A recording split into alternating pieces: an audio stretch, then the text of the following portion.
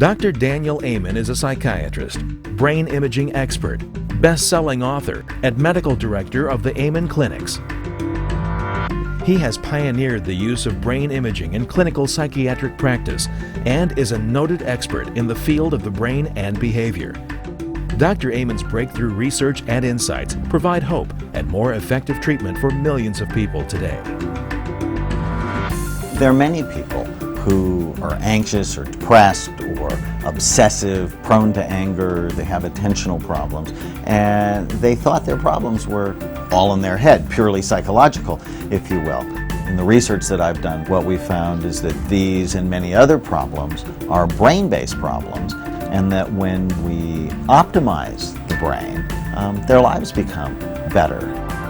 We often say, change your brain, change your life, and that's what we've seen. When we think of violence, we often think about psychological antecedents of violence.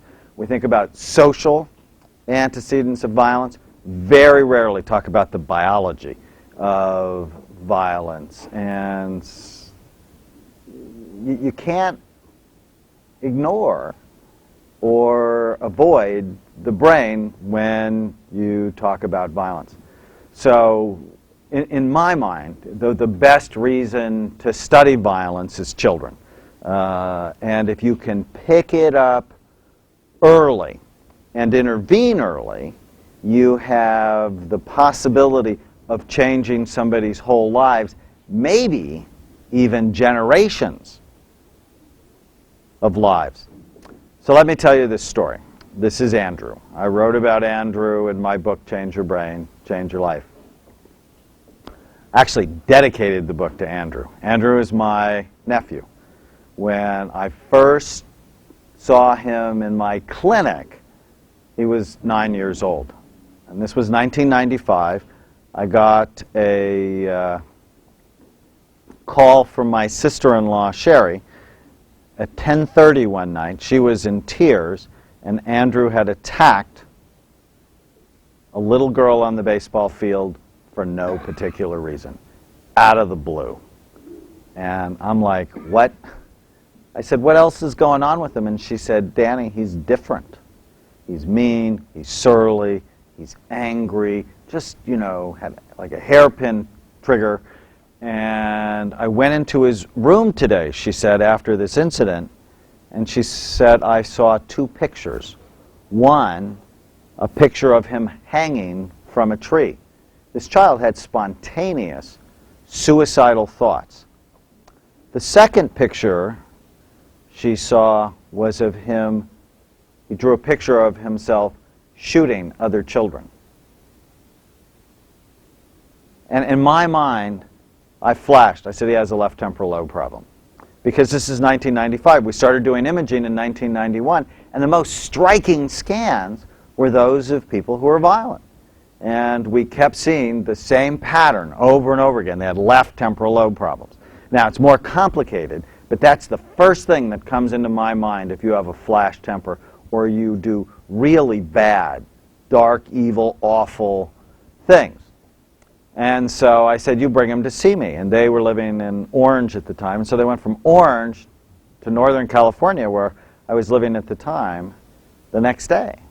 And as I sat with Andrew in my office, I looked at him and I said, buddy, what's going on? He said, Uncle Danny, I don't know. I'm mad all the time. I said, is anybody hurting you? No. Is anybody teasing you? No.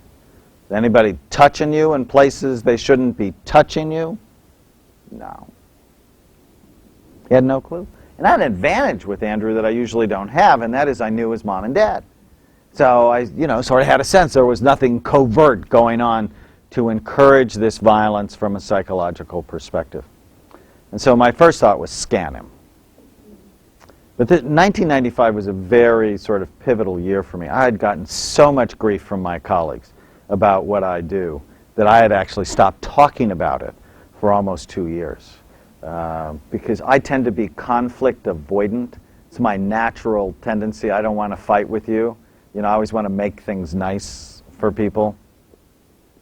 And so I stopped talking about what we were doing. And so my first thought is scan him. My second thought is, well, you think of scanning everybody. You know, maybe this is a family problem. And if you have good psychoanalytic training, you can find dirt in anybody's family. Right? I mean, you know, so my mind is playing this game of, you know, he's the second son in a Lebanese family. And I'm the second son in a Lebanese family. I've never attacked anybody. Right? You know, his older brother does better in school than he does. You know, maybe this has to do with inferiority. And my brain is doing this until all of a sudden my frontal lobes went, stop it! Scan him, and if his brain is fine, then you can search for other reasons. So I went with him and held his hand as he got scanned. And the image that came up on the computer monitor was one where he was missing his left temporal lobe. Wasn't that it was low in activity, it was gone. And it's the first time I ever saw that. And I went, what the heck is that? And so we sent him for an MRI that day, and what we found is he had a cyst the size of a golf ball occupying the space of his left temporal lobe. And I went, wow. And I was sad. And sort of glad that we had a reason why he was acting this way. And so I called his pediatrician. And I said, you find somebody to take that out. And the pediatrician had the pictures, had the report, had everything. He talked to 3 pediatric neurologists, all of whom said they didn't think the cyst was at all related to his behavior. And they wouldn't touch it until he had real symptoms. At which point I start screaming at him. I said, I have a homicidal, suicidal child. What do you want? And he said, oh no, they don't mean behavioral things. Neurological things, like seizures or speech problems. And I'm just besides myself because I'm going, so when did the brain and behavior get divorced? Right? I mean, isn't the brain the organ of behavior? And so, you know, I think this guy's an idiot. I think the 3 docs he talked to were idiots. And so I called a friend of mine who I knew wasn't an idiot at Harvard. And she tells me the same thing, at which point I start screaming at her. I mean, I'm developing PTSD over this thing. There's a Romanian curse that says, I curse you, that you know something that's true that nobody else believes. And I'm feeling this. And so I'm thinking to myself, neurologists, neurosurgeons. Neurosurgeons do things. They're more active.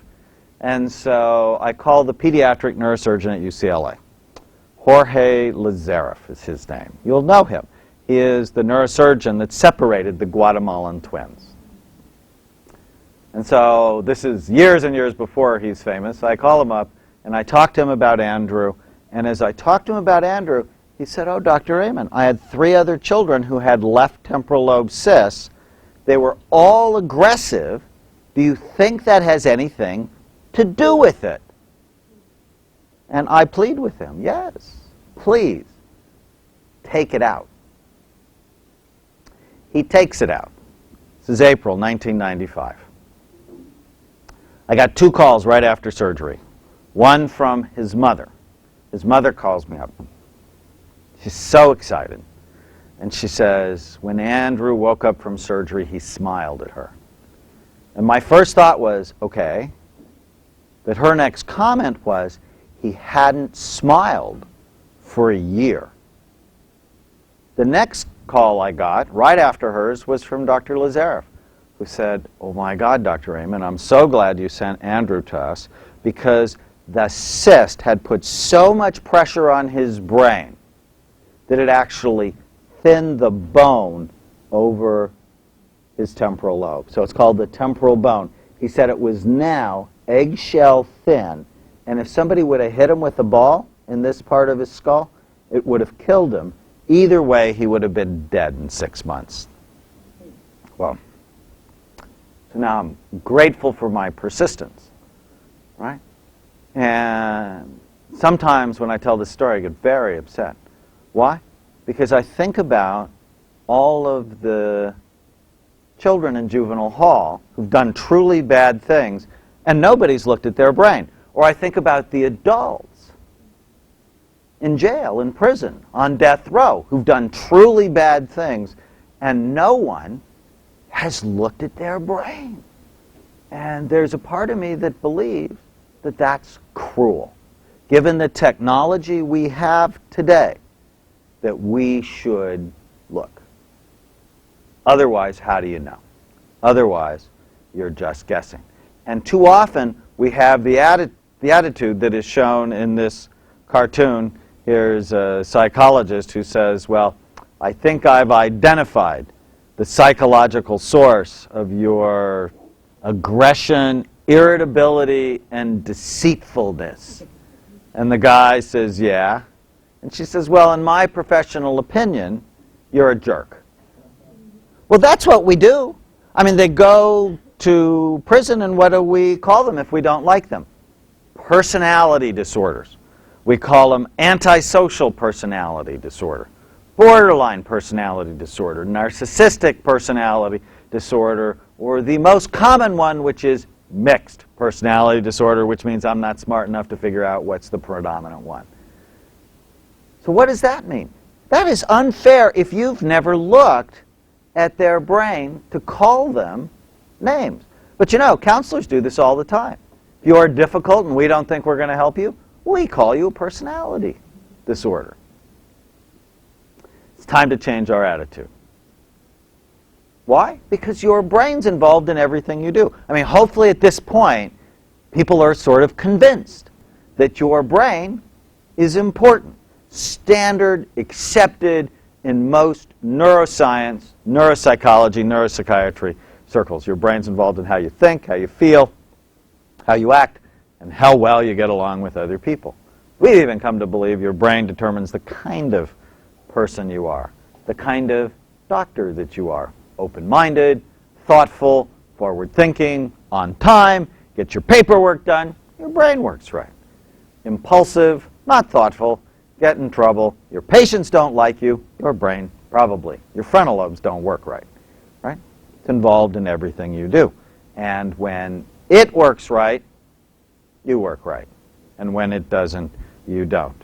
And healthy brain on the left, heroin brain on the right, but that's very common among the murderers that we see, is that their brains are damaged. Now, it takes more than a damaged brain,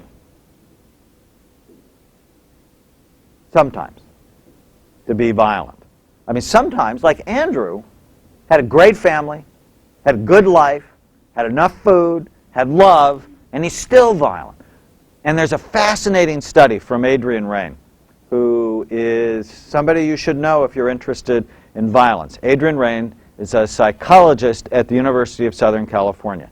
His expertise is in violence and murder. And they did a fascinating study on murderers from good homes,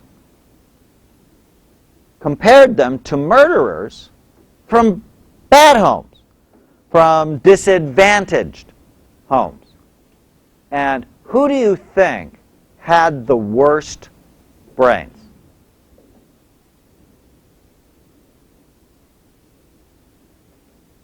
What do you think? The murderers from good homes. Why? Because if you grow up in a healthy environment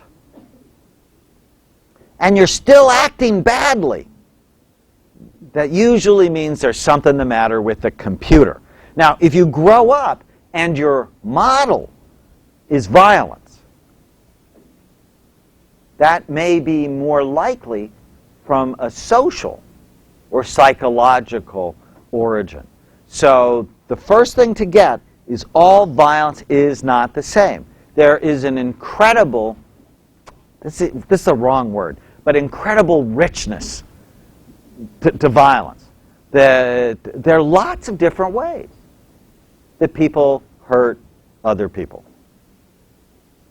Now, we know the brain is the most complicated organ in the universe. We know that. 100 billion nerve cells, and each nerve cell is connected to other nerve cells, and it uses most of the energy in your body, or it's 2% of your body's weight, uses 25 to 30% of the calories you consume. So it's involved in everything you do. It's complicated, and it's really soft. And this is a very important point when it comes to violence. Why? Because if it's complicated, I mean, think of it like my little laptop computer. It's powerful. It's complicated. But I can't drop it, right? Do you think it would work right if I just put it 8 feet off the ground and let it go? No, it would shatter. Why? Well, we have to think about our brains. It's very soft, housed in a really, really hard skull. Okay? Now we know certain brain systems are involved in certain behaviors. And we're going to talk about 3 systems in particular that are involved with violence. We'll talk about the prefrontal cortex, judgment, impulse control. We'll talk about the cingulate gyrus, getting stuck. I mean, some violence is clearly repetitive. We think of stalkers. I'll show you a man a little bit later on who killed 4 people in 11 days, and his cingulate was just on fire. Right? And we'll talk about the temporal lobes. So, if certain parts of your brain do certain things, it would sort of make sense that problems in certain parts of your brain are likely to lead to certain kinds of problems. Violence is not one thing. So most psychiatric illnesses, including violence, which I think people should think of as a psychiatric illness, are not single or simple disorders. There's a whole bunch of different types. We'll talk about that. And I will advocate to the day I die. It's funny, somebody asked me earlier, okay, if you had $100 million, what would you do? Well, I keep doing this, except a lot more people could get scammed. I mean, I would keep doing this. Why? Because we should look. It's sort of my mission in life, is we should look. Because imaging helps you be more effective. Increases patient compliance. I can't tell you the number of violent people. You show them their scans and they weep because they just thought they were bad. And when they look at it through the lens of brain science, they realize they're not bad, they're sick. So the death penalty becomes a very interesting discussion when you look at it through the lens of brain science. Should we be killing sick people? Right? I mean, recently the movie The Passion came out, right? And lots of people saw it. And it gave them great empathy and showed Christ suffering for our sins. Right? And I spoke recently at the American Association of Christian Counselors.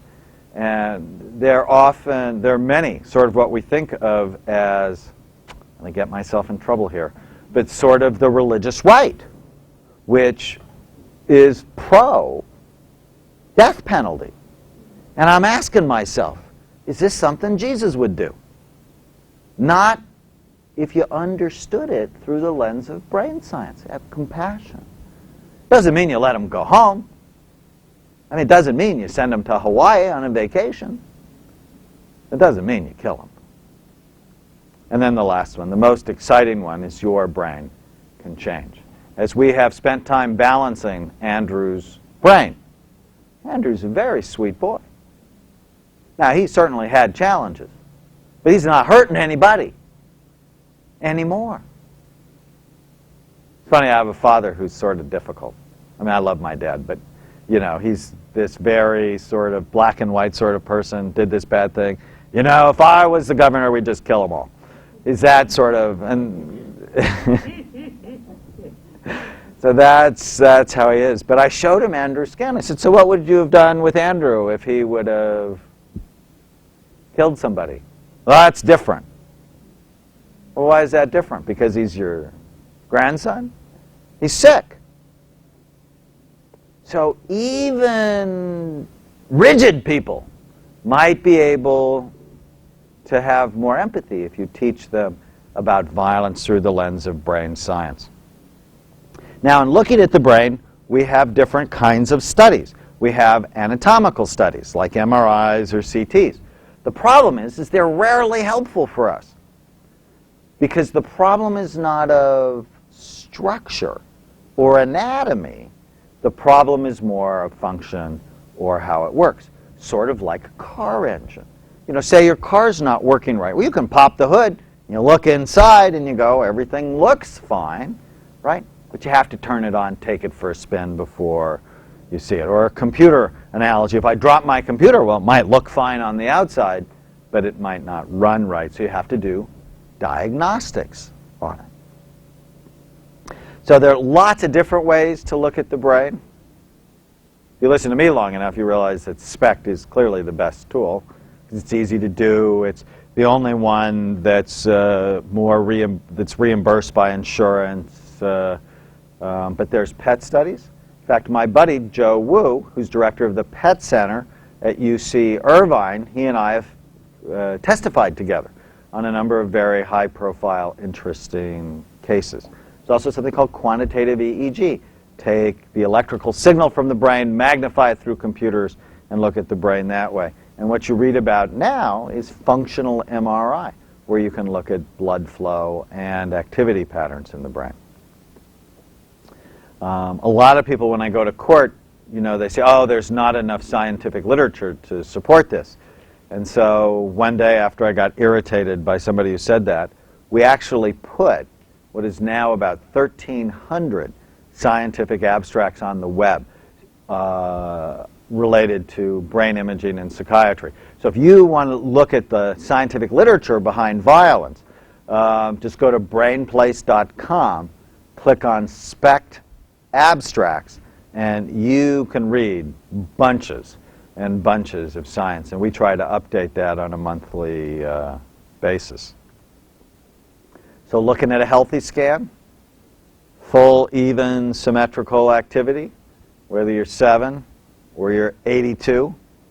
Now, as we age, it does get less active, except in this group of brains of super healthy people, people who don't smoke, people who don't drink, people who don't put themselves at high-risk activities. It's actually sort of stunning. So full, even, symmetrical activity. And then we look at the hot spots in the brain. So we look at what are the most active parts of the brain. And in the scans I'll show you, blue is average activity, red, or sometimes you'll see it as white, are the most active parts.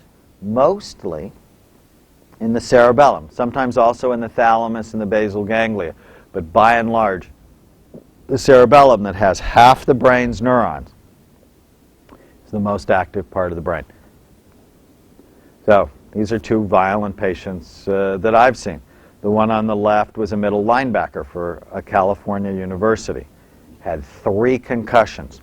Never once a loss of consciousness. And what you see is the whole left hemisphere of his brain looks traumatic. So when you see the holes, it doesn't mean no activity. What it means is overall low activity. Now, why is the left side of the brain associated with violence more so than the right side? Well, one of the theories is the left side of your brain is the happy side of your brain. And that when you hurt it, the more negative, anxious right side begins to take over. It's just, I published a paper in 1996 on SPECT and aggression.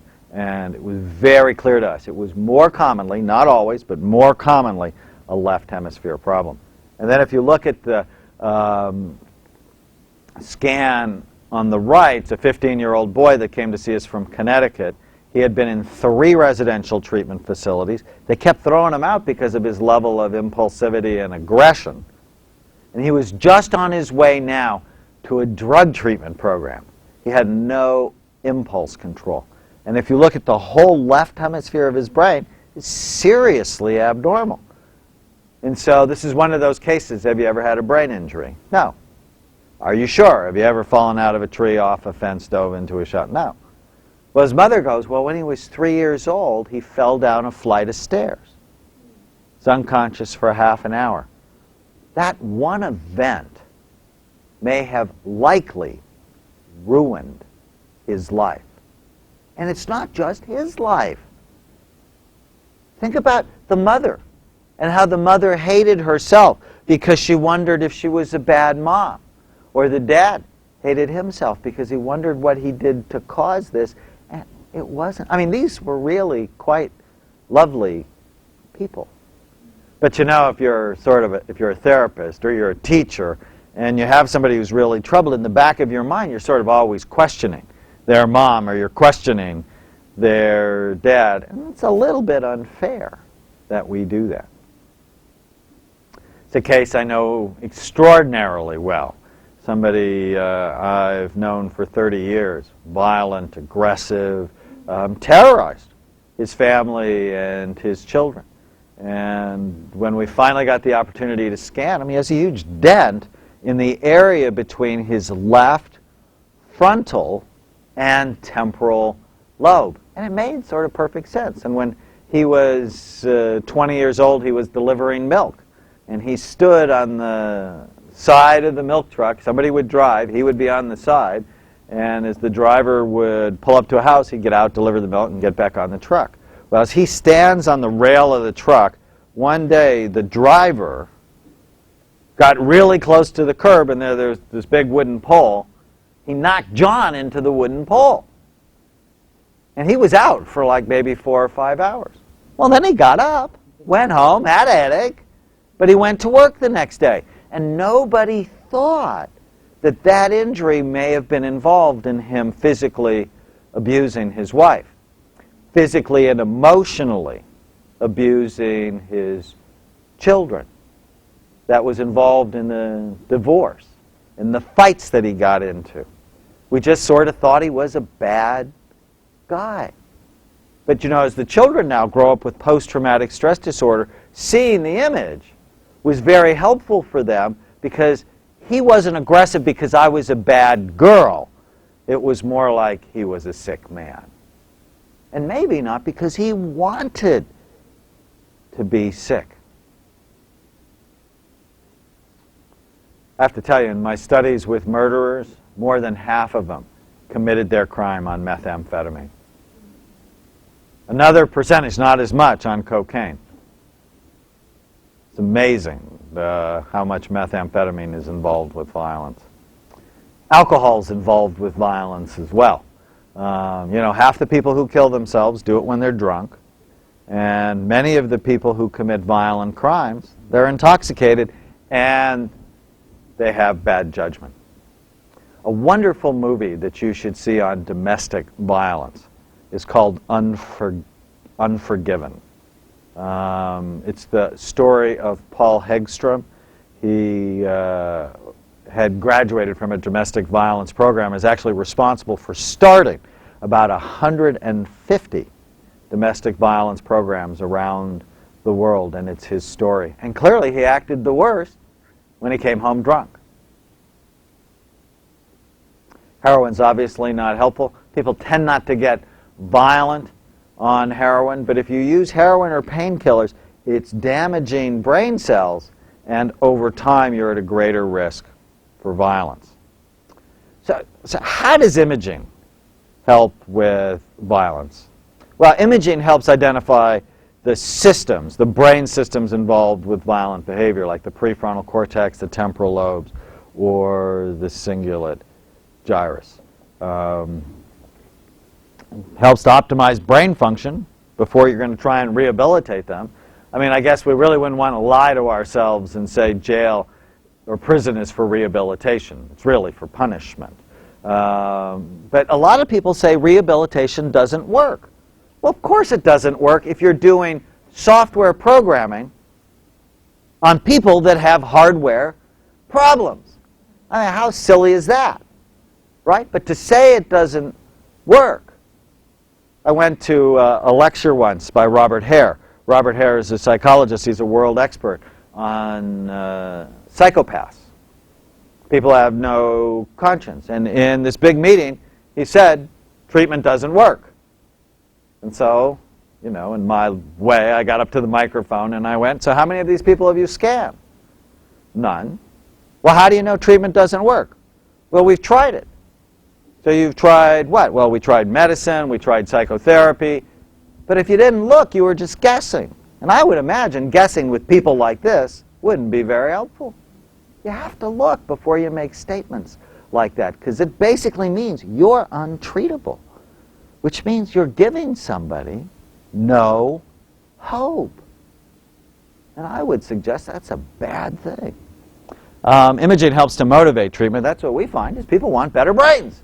You know, sort of like you want better skin, or you want a better body. People generally want better brains, but you have to help them. You got to get them some motivation for that. It also helps court systems, juries, families understand aberrant behavior.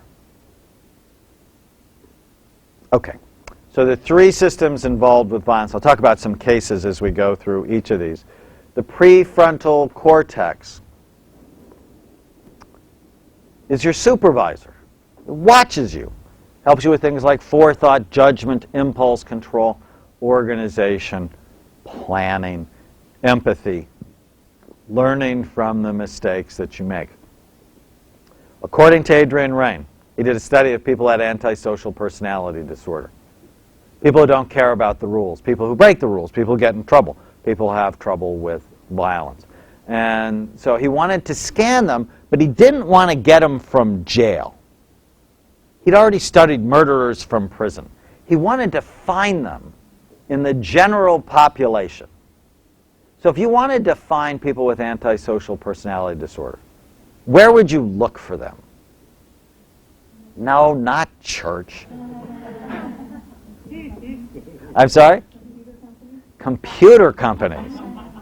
No. Now, I thought of all people, you guys would be the least cynical. Where would you find them? Bars? Okay. That's more thoughtful. Corporations. Football games.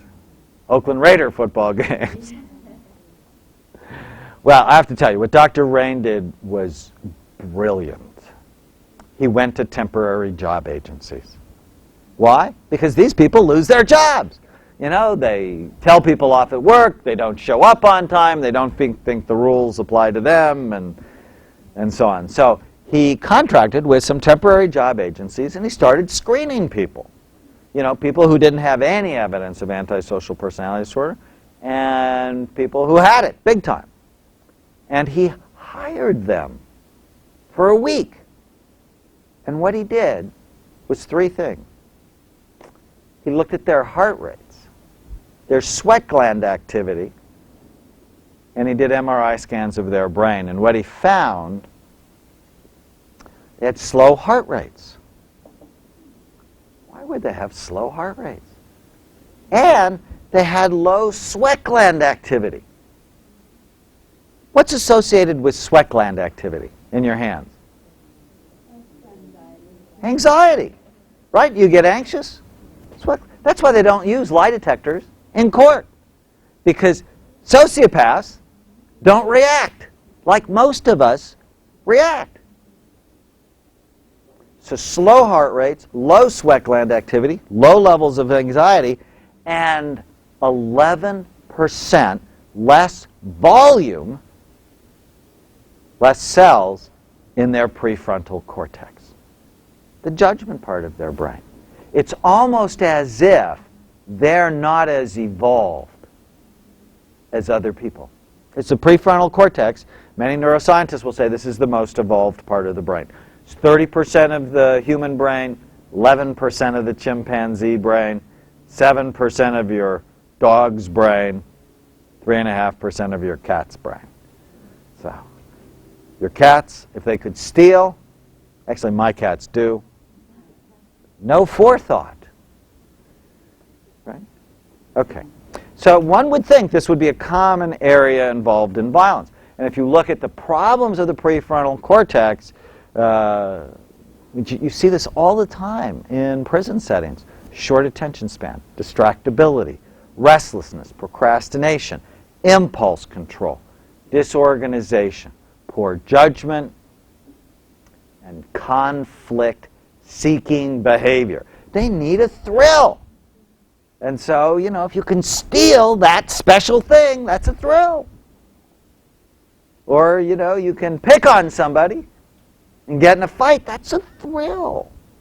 And so they often are involved in excitement-seeking, negative-seeking behavior. So if you look at the prefrontal cortex problems with violence, we would see issues with poor judgment, impulse control, conflict seeking. There tend to be antisocial, poor planning, and prosecutors will go, you know, if he said, I'm going to go kill somebody, in their mind that means good planning. Well, in my mind, it usually means bad planning because they got caught. And we'll talk about a case later on where this guy calls 911 before he goes to kill people. And the prosecution thought that was good planning. It's like, no, it's bad planning. So, it's a guy that was running an internet pornography scam and also had problems with domestic violence. He just had terrible frontal lobes, which means no judgment, no planning. Very little, if any, impulse control. This is a brain that belongs to Jody Gordon. You might have heard of this case. Jody Gordon was an employee at McDonald's in Vallejo, outside of San Francisco. He lost his job. He went back to get it. They didn't like him. And so he pulled out a gun and shot 3 people. As part of his trial, I testified. And what we saw is he had severe deficits in his prefrontal cortex. And so, as part of the trial, we thought, well, one of the things the jury might want to know, is it dead tissue and you can't help him, so you might as well get rid of him? Or is there a potential that you could actually treat him? And so we put him on 20 milligrams of Ritalin and showed that we got significant improvement in activity or function. It's sort of sad. He will never really see the light of day, but they didn't kill him. This is the case I alluded to recently. Peter Chiesa was fighting with his neighbors for 10 years over an easement on their property. And they ended up fighting over the trees. And the branches were going over into the driveway. And one family wanted to cut the trees down. He didn't want to. They went to court. Been going on and on. Now, during the time of the feud, Peter had a serious brain injury. He was up on a haystack on his farm and fell head first 12 feet, was unconscious for an undetermined period of time. Went to the hospital, their records, and so on. He then, in 1992, had a stroke. And in 1996, he had open heart surgery, where he had a 6-way bypass. And afterwards, his wife said cognitively he wasn't the same. A lot of people don't know that open heart surgery is often associated with dementia. Because as they put you on the heart-lung machine, sometimes it throws tiny strokes, tiny clots that end up as little strokes in your brain. And sometimes you end up anoxic or with a lack of oxygen. And so on this occasion 2 years ago, he wakes up. His wife's at work. His wife said she never let him go out by himself because his temper was so bad and his behavior was so unreasonable. But she left him at home. And on this morning, in 2002, this morning in 2002, he hears a chainsaw outside. And so in his mind, he's going, they're cutting down the trees. And so he calls 911.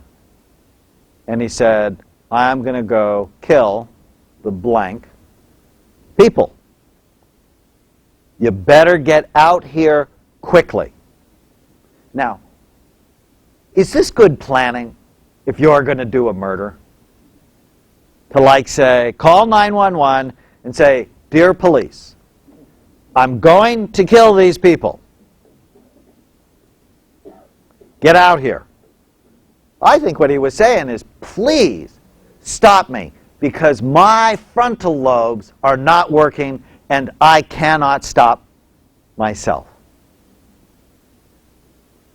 And he gets there. And he interprets the situation. Now, I wasn't there, so I don't know what the situation really was. But he interprets it as these two women are not afraid of him, but they have an arrogant attitude toward him while he has this .357 Magnum pointed at them. And he thinks they're giving him attitude. And so he shoots them and kills them and walks back to his house.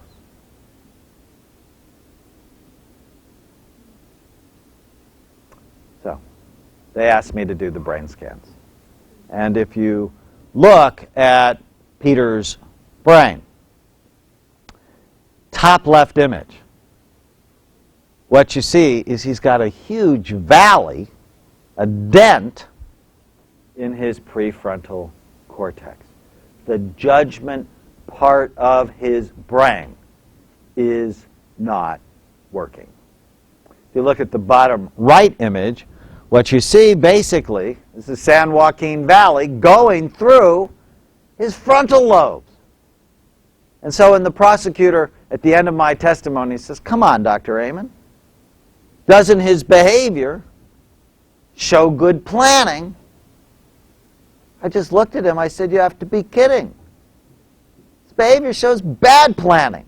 If I get the thought in my head, I said, we all have bad thoughts.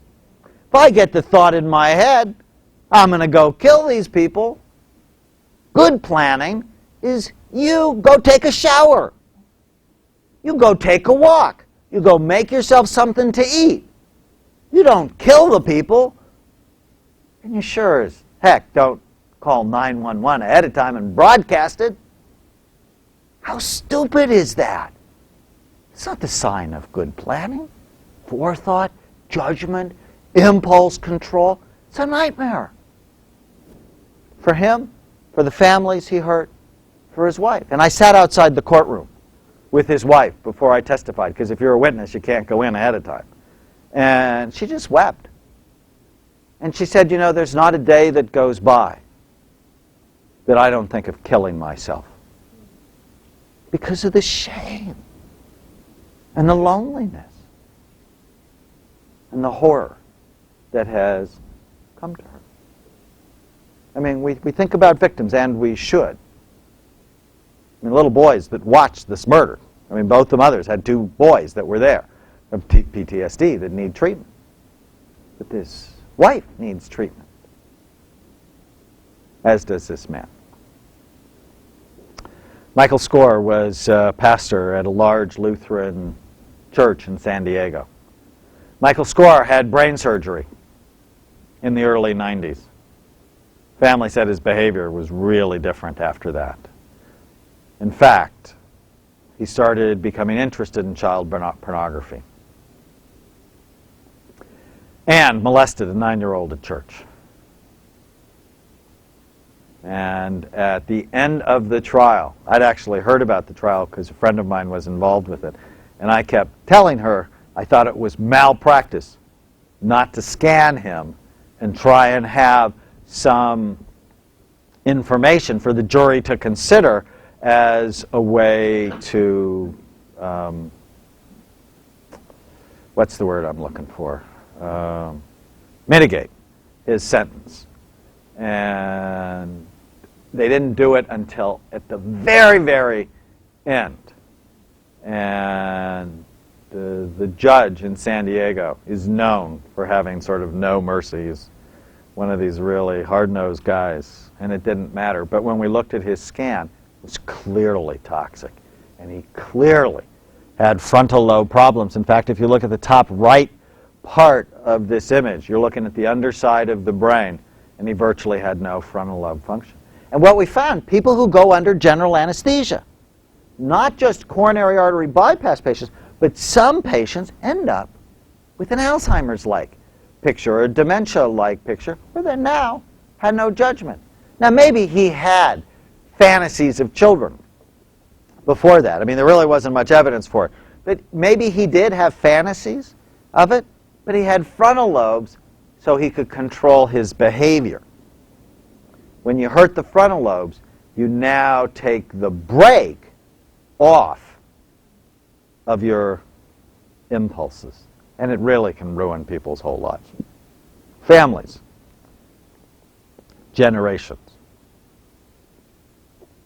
The next part of the brain to think about is the cingulate gyrus. Cingulate gyrus runs through the middle of the frontal lobes. There are many parts to the cingulate gyrus. There's the anterior cingulate gyrus, front part, the middle cingulate gyrus, which we think is involved in somatic feelings, body feelings, and the posterior part of the cingulate gyrus, the back part, which we think is involved with memory.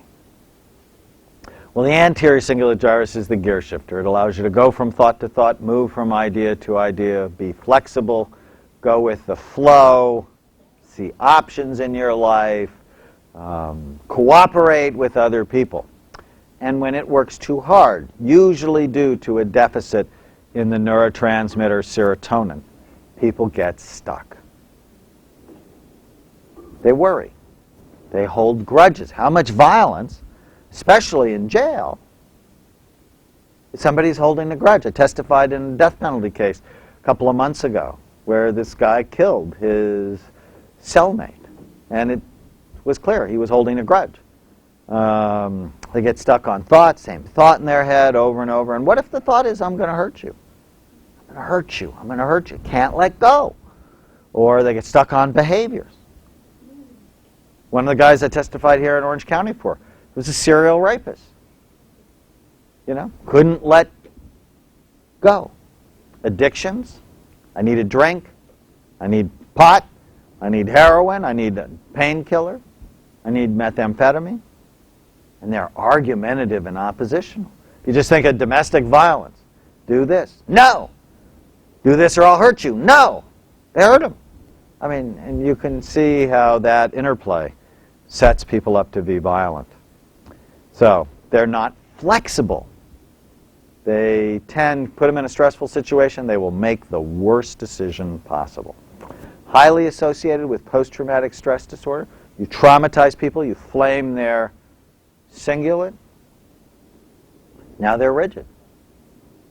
Obsessive thoughts, compulsive behaviors, addictions, and they're argumentative. One of my favorite cases, this is an orthopedic surgeon. This guy used to chase people on the freeway. So one day this kid cut him off going west on Interstate 80. And it's probably a kid who had ADD and low frontal lobes. And so he chased him 8 miles west on Interstate 80 and cornered him in an off-ramp, on an off-ramp outside of Berkeley. And you know, orthopedic surgeons sometimes have these long metal rods, right, that they put in your leg if you break your leg. Well, he had one of those long metal rods in his car.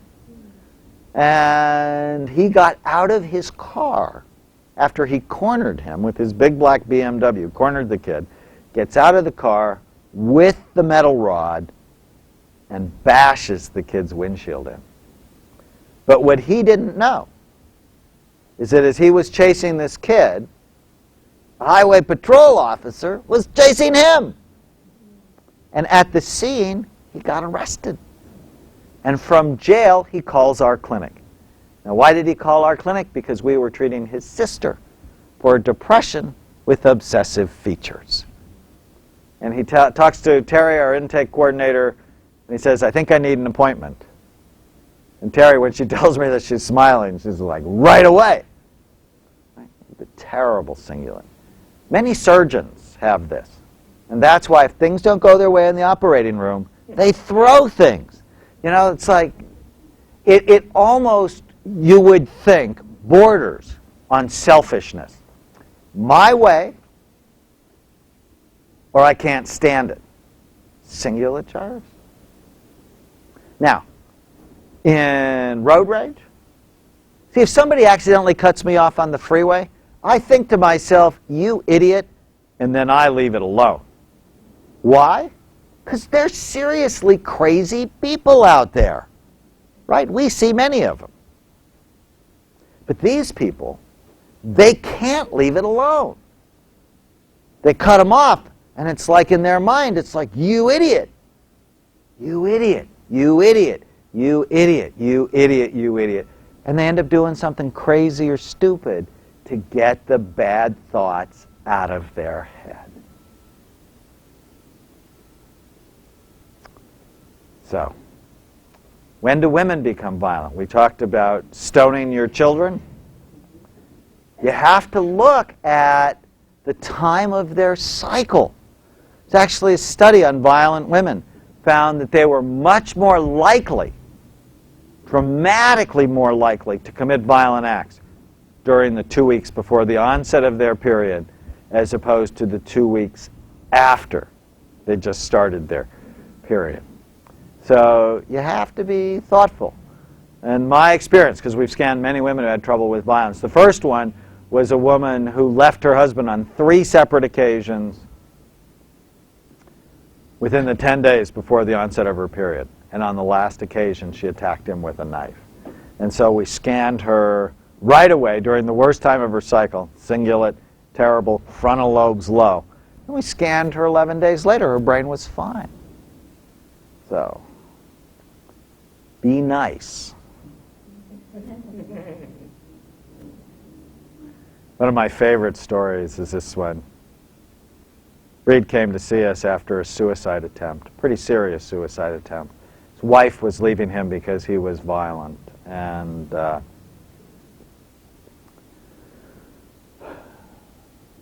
he went into the garage, shut all the doors, and turned the car on. And only by chance, his neighbor found him, put him in the hospital, and then they sent him to me. And I have to tell you, I didn't like him much. I mean, he was really a difficult guy. And mostly around being inflexible. You know, if things didn't go just the way he thought, he would yell at my office staff. If I was 15 minutes late for an appointment, he'd chew me out for like a half an hour. In fact, one day I stopped him. I said, "I'm the most on-time doctor you'll ever meet." I said, "Sometimes when I go to the doctor, I wait for 2 hours, and I'm a doctor." I said, "You need to let that one go." And so I knew, I just didn't like him very much, and I knew I wouldn't treat him unless I could scan him. Because if I can scan you, I'll get you better faster. Because, I'm focused on how I can balance your brain. And from the imaging center, he called me crying, telling me they'd done the scan wrong. And I'm like, "How many scans have you had?" "Well, this is my first one." "Well, how do you know they did it wrong?" "I'll see you tomorrow." And when I saw his scan, he has this pattern we call the ring of fire. But in the middle of the ring of fire, you see this line coming down his frontal lobes. He's got the cingulate gyrus from hell. And so I knew, one, put him on an anticonvulsant, calm down the ring, and then you have to put him on an anti-obsessive antidepressant. This horribly abusive man, within 3 months, is no lie one of the sweetest people you would ever meet. And so 3 years into treating him, he's the first guy that caused me to ask this question. Who is he really? What does his soul look like? Is he really this dark, evil, awful person? Or is he really this very sweet, loving, considerate, thoughtful person? Who is he really? And 3 years into treating, I looked at his brain again. And his treated brain is the one on the right, which looks like a normal brain or a healthy brain.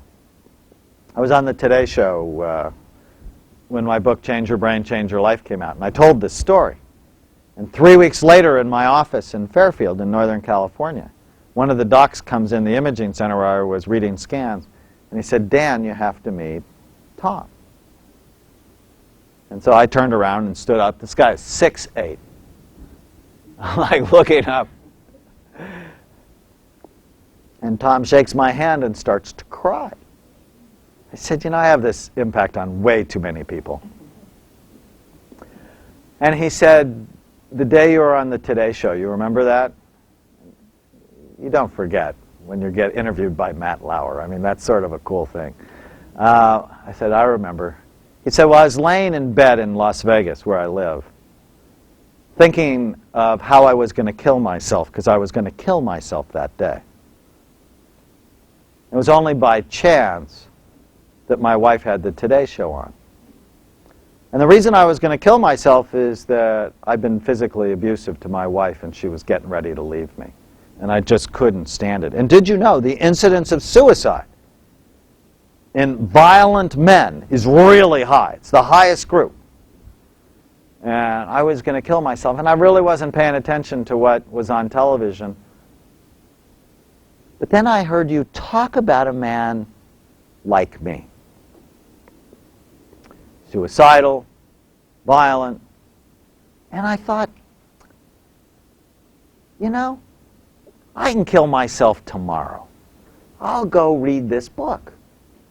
And if it's a good book, maybe there's hope for me. And if it's a bad book, I'd kill myself tomorrow. And as soon as he said that, I just caught my breath. It's like, whoa, what you do matters. You know, so you have to write well. Otherwise, people will go kill themselves. Can you imagine the pressure that put on me? I was like, oh. But he said, after reading your book, I realized I had a brain injury in high school playing football. And I bet I had ADD. And I'm sure depressed. So he predicted his scan. And he was right. It was so fun. I love that. We scanned him. And what he had was a brain injury to the left front side of his brain. And they had tried him on SSRIs that made him worse. And no one put him on an anticonvulsant and then a stimulating antidepressant, which was his prescription based on his history and his scan finding. A couple of years ago, I was involved in this death penalty case. And his name is Louis Peoples. Clearly had ADD his whole life. Clearly had PTSD. He was tormented by his family. Had brain injuries. And he had multiple jobs as a truck driver and many other things.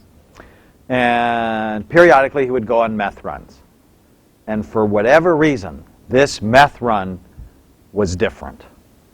And he just lost his job because he was, like many low frontal lobe people, unreliable. So he had just lost his job on methamphetamines. He's now getting paranoid. Happens on methamphetamine. He's getting paranoid. And he thinks that somebody else at his work had really eased him out. And so he fakes a call, get the tow truck driver out there, he knows this guy's schedule, and there he shoots and kills him. But he doesn't stop there. He does it to somebody else. And then as he robs a place, he shoots another person, and then another person during a robbery. So it's like this shooting spree happening in Modesto. And on the last occasion, he can't open the cash register, and so he pulls the cash register out of the counter and is seen running down the street with the cash register. So you're beginning to wonder about this guy's judgment. Right? Now it's a death penalty case, and so they send it to me. And what we did is we scanned him off all medicine, and what you see, he's got terrible, terrible, terrible frontal lobes. Got these huge holes in his frontal lobe. And so I get this idea, well, I want to see what your brain looks like on methamphetamine. And so I put him on 120 milligrams of Adderall. It's a whopping dose of a stimulant that is a methamphetamine-like drug. Pop the whole thing up. That's why we use it. But we don't use these kinds of doses usually. Because if you look at his brain without meds and then with meds, what you see is he flamed his cingulate gyrus. So he went from ADD, bad judgment, multiple jobs, not being effective in life, to now, it's almost like he stalked that guy. Couldn't let go of the hurts that he felt. When I was on the witness stand, the prosecutor in this case asked me, "Dr. Amen, I read that you were Catholic." And I said, "Where'd you read that?" He said, "Well, is it true?" I said, "Well, I was raised Catholic." He said, "Well, as being Catholic, do you believe in evil?" And I thought about it. It's the first time somebody really ever asked me that question. And I said, "Well, you know, I do think I believe in evil. But I'd never call anybody evil unless I could scan them first. Because I think this guy's sick. And that he just wasn't very good at treating his own brain." The next system to talk about are the temporal lobes, underneath your temples, behind your eyes, large structures. They're involved with language, memory, mood stability, temper control, auditory and visual processing. That's on the dominant side, usually the left side for most of us. On the non-dominant side, they're involved with rhythm and music, reading faces, social cues. So you think of the left side, reading words, the right side, reading social situations, and the right side is also involved in recognizing when you have a problem. So that problems in the temporal lobes, emotional instability, memory problems, sometimes anxiety that comes out of the blue, spaciness, periods of confusions, illusions, shadows. We also see that they have headaches, frequently abdominal pain, very common in prison systems. They're paranoid. Now, maybe not frank paranoia like I think the Russians are out to get me. Mild paranoid. They just think people are talking about them. And aggressive. Aggression can be external. I'm going to hurt you. Could be, or an internal, I'm going to hurt myself. And many violent people are both externally violent and they have these horrible suicidal thoughts. And many of them have learning problems. They did a study at the California Medical Facility in Vacaville, one of the largest prisons in California. And what they looked at was 175 consecutive new admissions to the prison. Study was done by Larry Dismang. He's the chief psychiatrist there. And as they looked at 175 consecutive new admissions to the prison, what they found was 75% of them had childhood histories of hyperactivity or learning disabilities. So if you don't take care of it when they're young, we're going to pay for it in a much more expensive way when they're older. So, temporal lobes and violence. Temporal lobes, if they have a temporal lobe problem, they might misperceive the situation. As I told you about the Chiesa case, where he calls 911 and he thinks these women are, not taking him seriously.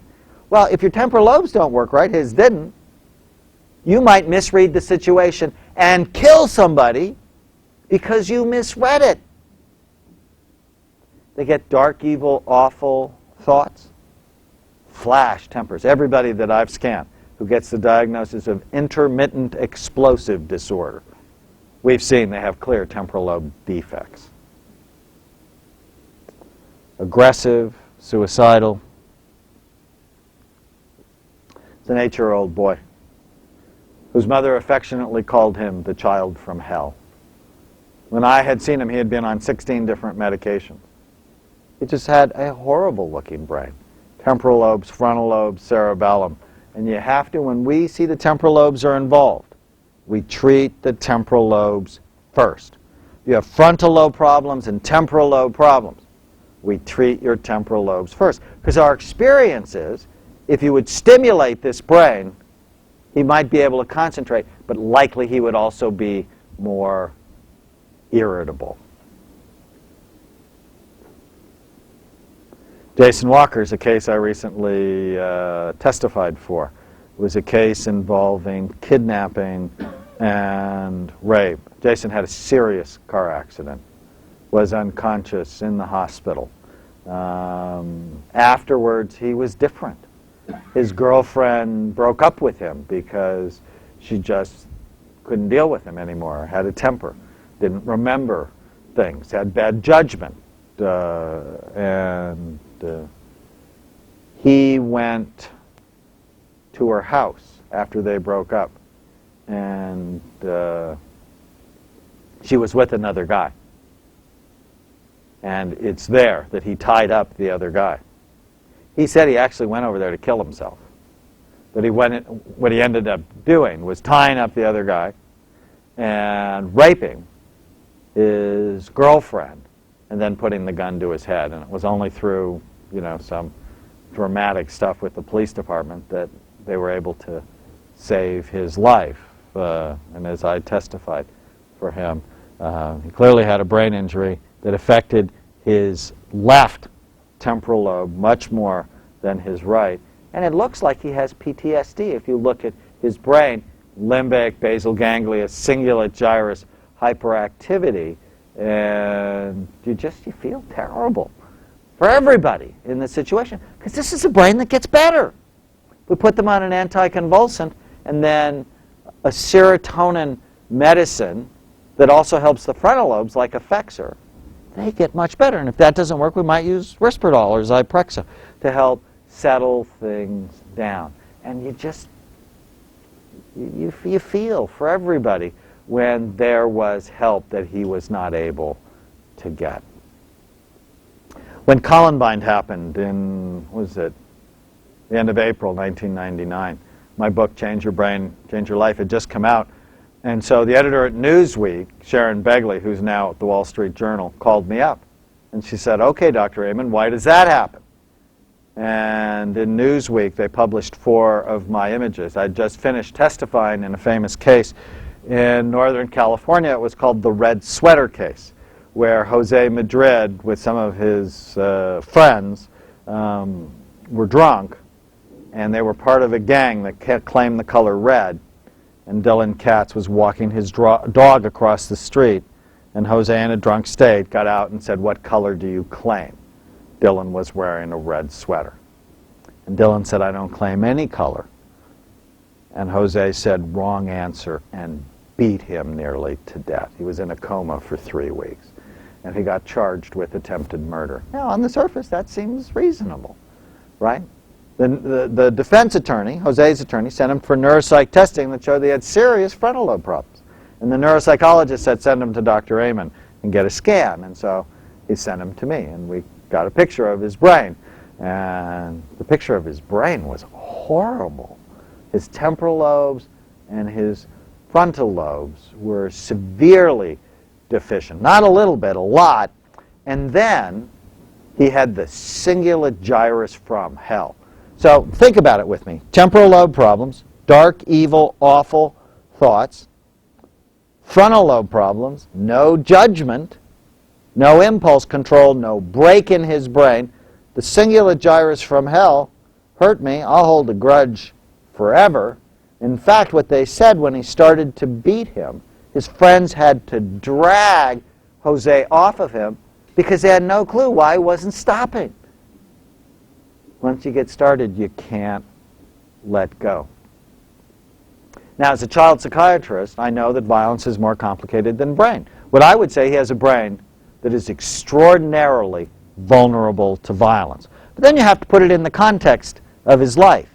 And the story of his life will make you cry. He was not named for a month because his father was in jail. They were waiting for Dad to get out of jail to give him a name. His first memory is when he's 5 years old, of his father throwing a brick through the front plate glass window of their house. His earliest memories are seeing his mom and dad go after each other in a violent way. When he's 8 years old, his mother is murdered. He's weeping. He goes to live with his father that night. He can't stop crying. He's telling me this. "I can't stop crying." And my father said to me that if I stop crying and pray to God, my mother will be there in the morning. What do you think that will do to the psychology of an 8-year-old boy? In addition, he had 4 head injuries. His father had 5 brothers, 3 against 3. They were always fighting. You know, so he had a model of fighting. He had dramatic loss. He had brain injuries, substance abuse. He's the first one that taught me about hotboxing. I didn't even know what hotboxing was. I said, what's that? He said, well, that's where you get into a small car, and you roll up all the windows, and everybody's smoking pot, and you really get an increased concentration of pot in your system. I said, oh, okay. Brain damage, right? And so I take the pictures into court with the story. They wanted to put him away for 25 years, and they ended up convicting him of manslaughter, getting 11. Dramatically decreased his sentence. I got death threats because, you know, I'm using pseudoscience, they said, to help get bad people off. And I'm thinking, he's sick. He deserves treatment. Dostoevsky said it was, you can tell about a society by walking in the prisons of that society. So we're still not, I think, where we need to be. It's another very sad story. Left hemisphere problems, frontal, temporal, but the whole left hemisphere. So boy, they had a bike accident. Front tire hit the wheel, hit the curb. He flew over onto his forehead, more on the left side. 6 months later, he got arrested for a date rape with his girlfriend, who just saw the change in his behavior. I mean, I could go on and on and on with stories. The most stunning one I've seen is this one. It's Kip Kinkle. 15 years old, diagnosed with ADD, dyslexia, depression. Put on Ritalin, made him worse. Put on Prozac, made him worse. Parents take him out of treatment. You know, some doctors say, oh, I don't need a scan. Eventually, I'll get it right. You don't have eventually. You have 3 tries if your patients like you. If they don't like you, you have 1. They only gave this guy's doctor 2. So he brings multiple weapons to school, and he gets caught and arrested. And his mom and dad pick him up from jail at 6 o'clock at night. And sometime between 6 o'clock at night and 8 o'clock the next morning, he murdered his mom and dad. And then he went to Thurston High School and shot 22 people. And based on my work, they scanned him at Oregon Health Sciences University and sent me the scan. And I went, you don't put people like this on Prozac or Ritalin. He's got a deficit in his left temporal lobe. Put him on Depakote. Put him on Tegretol. Put him on a good anti-seizure medicine to stabilize that area of his brain. Sad.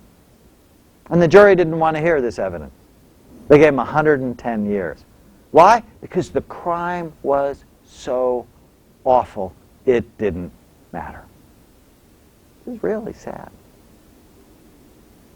Now, if you compare that brain with this brain, Paul Yum's brain, 15 years old, murders his mother and his 8-year-old sister. What you see on the outside surface is a little tiny bit of decreased activity in his left temporal lobe. It's really actually quite small. What you really see is he's got the ring of fire. His whole brain is hyperactive. So sometimes violence is low activity.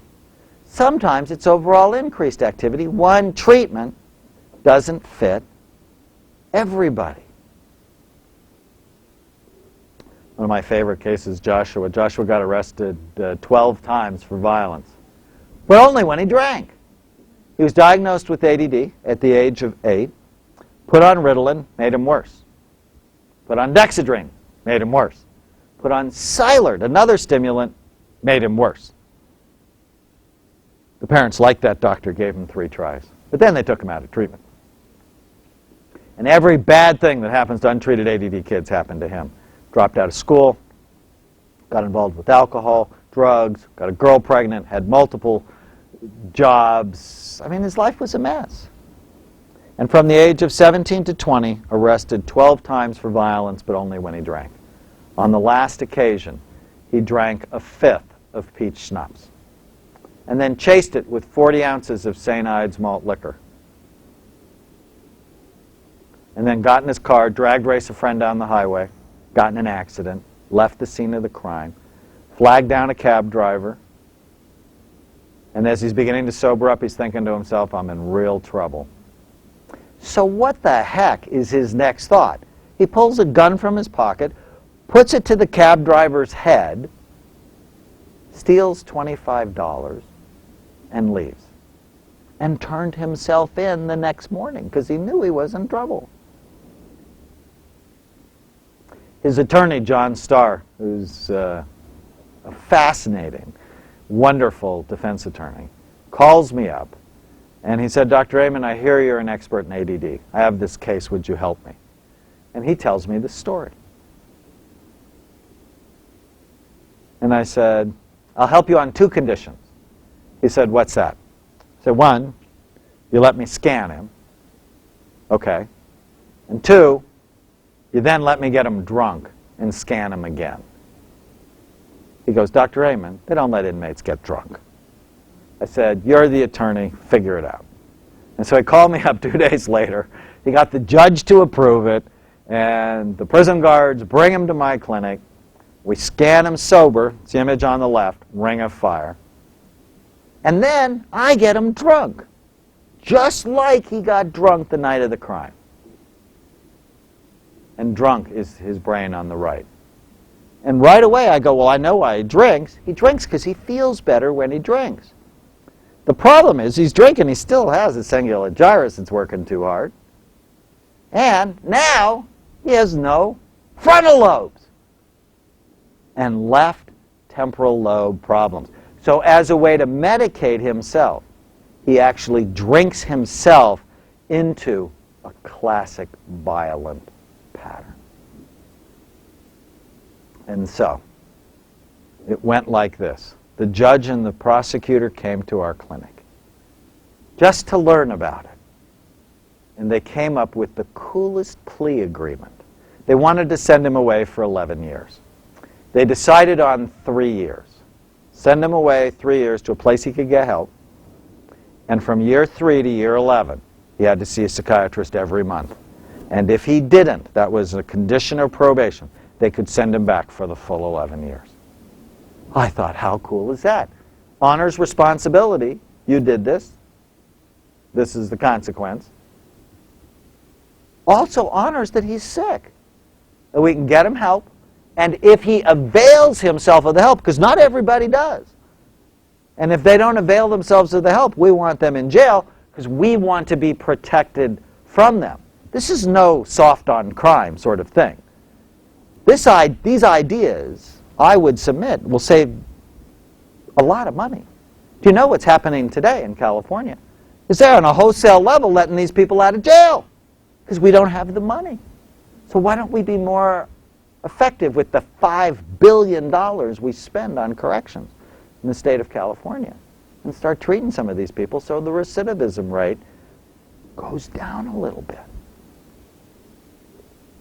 Case of domestic violence, another case. This is someone who had a very serious diving accident who got dramatically better with treatment. This is only a month later, looking at his brain. It's a case I'm working on currently, someone who had surgery for a cerebellar tumor when he was 3, subsequently had meningitis, and then developed terrible epilepsy and obsessive-compulsive disorder. He has a terrible history with violence at home. And, it's the classic violent scan, temporal lobe problems, and the cingulate gyrus from hell. It's the hottest one, I think, in 20,000 scans I've ever seen. And he virtually had no treatment. How is he doing? He didn't do well. The question was, how's he doing on Abilify? He did not do well. He got anxious and activated on a little tiny bit of Abilify. So he's on Risperdal and Lamictal, Trileptal, and Anafranil. So far, so good. So what are the treatment implications for violence? Well, one is brain systems can change. We can optimize them. That gives hope. It gives us a new way to look at it. treating the brain can mitigate violence. I know that firsthand. Think of Andrew. Or think of, the hundreds and hundreds of cases that we've seen over the last 13 years. You got to treat temporal lobes before you treat the other systems. It is a study at Stanford where they used Depakote, and they found Depakote to be very effective in decreasing violence. But you know what happened in the LA Times? It wasn't exciting news. It was that we were doing research on children. And Gray Davis stopped it. And I was actually glad when they put him out of office because I thought he didn't get it. These are people you should study. If you don't do good research, how are you going to learn about it? So that you learn what's effective and what's not. And the reason, there's such concern about research is there were abuses early in the 60s, according to my good friend Dr. Thompson, who is chief psychiatrist for the Department of Corrections. But they really went the other way. So why image the brain in violence for court? Well, one, we want to understand the link between brain function and behavior. We want more information to just the clinical paper and pencil testing. Juries don't believe psychiatrists in court. Why don't they believe it? Because the prosecutor hires one psychiatrist that says there's nothing the matter with him. Can you believe in the Peter Chiesa case I told you about? They hired this psychiatrist who's famous for finding everybody normal. And they said even though he has vascular dementia, even though he diagnosed him with dementia, they said it didn't have anything to do with his judgment. Somebody else has brain problems besides a defendant. And then, and then the defense attorney always hires somebody who says there's something messed up with this guy. And so juries go, I don't believe any of this. Right? So you need more objective evidence. It helps juries understand difficult behavior. And it helps in sentence mitigation. The Chiesa case, it went from first-degree murder with special circumstances, they could have killed him, to second-degree murder, which actually I thought was too harsh. I thought this should have been involuntary manslaughter, but I wasn't the jury. And they probably wouldn't let me be on a jury because I'm biased. So we need to look at what we do, treat brain system pathology, SPACT, PET, functional MRIs can be helpful in court, but cautions are still needed. One of the things that the prosecutors don't ask me is, can you have an abnormal brain and never do anything wrong? And the answer is yes. Of course you can. But violence is usually more than the brain. It's how your brain interacts with what's happening in your environment. So like with Jose, who had multiple antecedents for violence, in addition to having a brain vulnerable to violence. The fact is, if you have a really healthy brain, and you have all those things that make you vulnerable to violence, you'll probably never be violent. Right? It works together. There are feedback loops between your life and your brain. What imaging cannot do, can't make a diagnosis. It's not a doctor in a box. It can't tell if somebody's guilty or innocent. That's not appropriate. It can't tell what somebody's motivation is. And it cannot date brain trauma or toxic exposure. Just tell you if you had it or not. But isn't it experimental? That's what they say in court. And I go, well, it's covered by Medicare. Medicare doesn't cover experimental procedures. And according to the Society of Nuclear Medicine, 4 of the indications are standard, like dementia, brain trauma, cerebral vascular disease, strokes. Controversial in court? Oh my goodness. You bet. They have caution articles about it, and they have like a whole group of us that are like pro-imaging in court. I'm doing a big workshop in New York in a couple of weeks on it. And then a whole group shouldn't use it, not ready. You should keep technology out, which I think is just stupid. Juries should have information. You can fight about it. This might mean this or it might mean that. But I think juries have a right to it. There are 2 standards that they use in court. One is called the Kelly-Frye standard, based on a 1923 ruling. And the ruling basically said in order for something to be used in court, it really needs to have gained general acceptance in the medical community. And when I go to court, I argue, we have over 300 physicians, who refer people to us on a regular basis. They say that the information must be published and debated before trial. Well, we've certainly done that. And this is the California standard. There's a newer standard, though, 1993. It's a federal standard. It's not used in California courts yet. It's used in federal courts that gives judges more leeway in admitting new information. So it replaced the general acceptance rule with federal standards of evidence from 1975.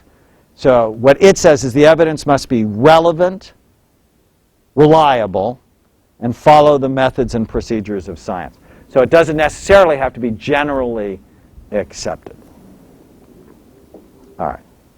So what does all this mean? It means we should fund brain research in people who do violent things. We should think of a new way of looking at the court system. And that's starting to happen. Drug courts is an example of it. And Proposition 36, where they're mandating treatment for substance abusers who commit crimes, nonviolent crimes, rather than just throwing everybody in jail. And there's a program in Seattle, Washington that's so exciting.